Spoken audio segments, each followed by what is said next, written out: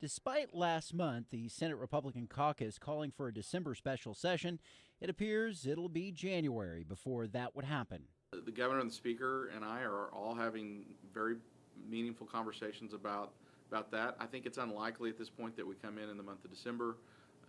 Depending on what the November collections that will be reported next week, depending on how they come in, could dictate how quickly we come in.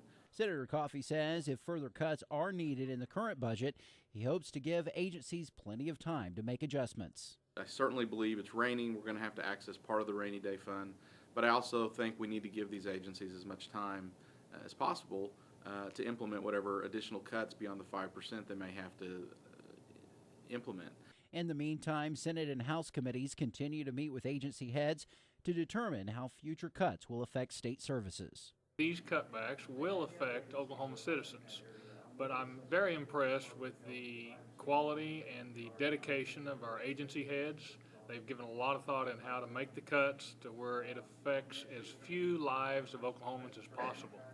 As lawmakers gather information from agencies, they're also anticipating November's revenue figures, as well as the State Board of Equalization's forecast on how much revenue the legislature will have for next fiscal year's budget. All of that happens in the month of December, with the new revenue figures out in 5 days. From the state capitol, Jason Doyle, the Oklahoma News Report.